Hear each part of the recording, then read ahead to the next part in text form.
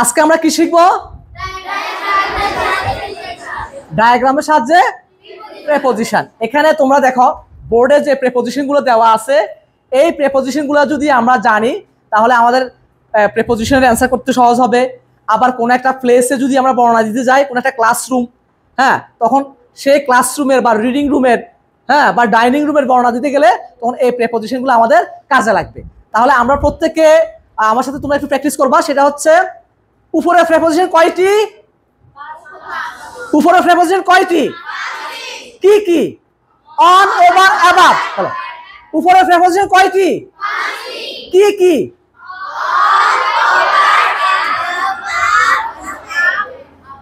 On, over, above,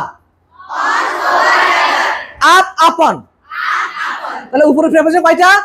5টা। নিচের preposition কয়টি? 4টি। নিচের প্রেপোজিশন কয়টি? কি কি? Under, down, below, beneath. Under, down, below, beneath. তাহলে কি বলছিলাম? Under, down, below, beneath. তাহলে আন্ডার, ডাউন, বিলো, বিনিথ হচ্ছে কি? নিচে। এরপর দেখো সামনের প্রেপোজিশন কে কি বলে? In front of. সামনের প্রেপোজিশনকে কি বলে? In front of. পেছনের প্রেপোজিশনকে কি বলে? বাহাইন্ড।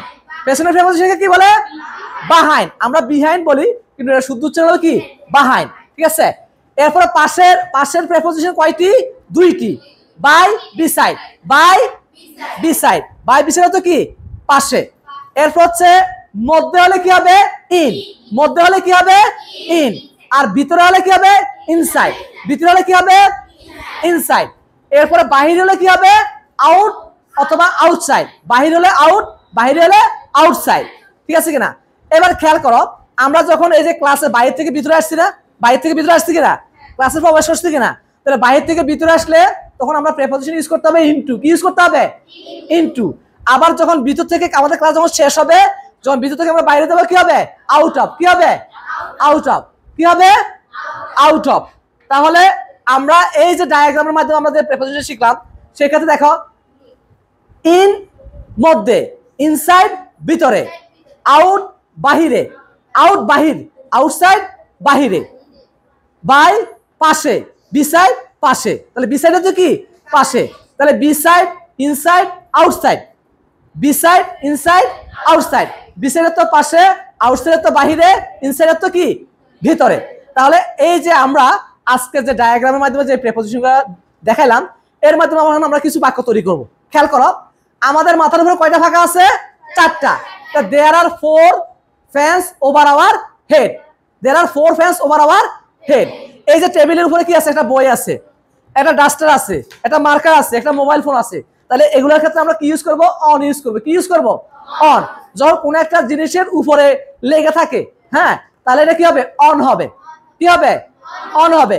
আর যখন আমাদের মাথার উপরে যদি সিলিং এর সাথে লাগানো থাকে, তাহলে কি বলতে হবে? ওভার। কি বলতে হবে? ওভার।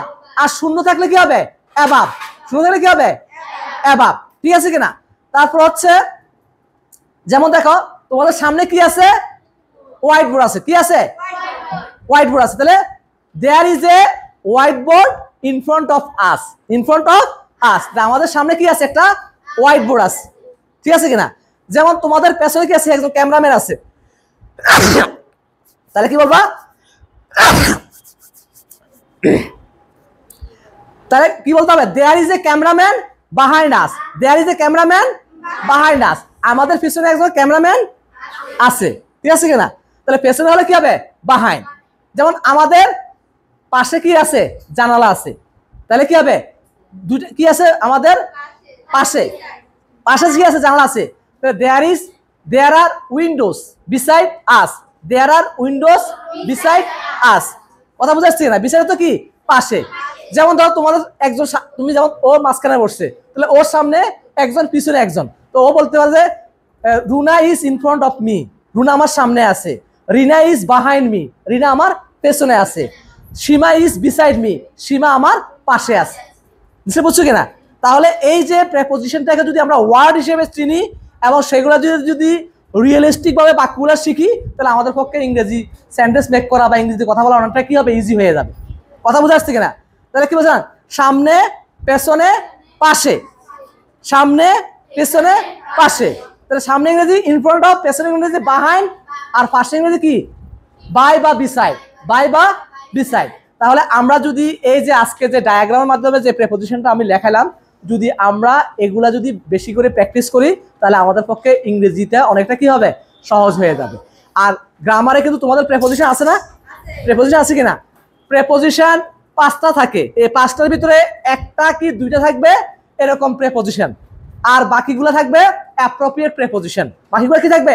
Appropriate preposition. আর অ্যাপ্রোপ্রিয়েট প্রেপোজিশনগুলো কি করতে হবে?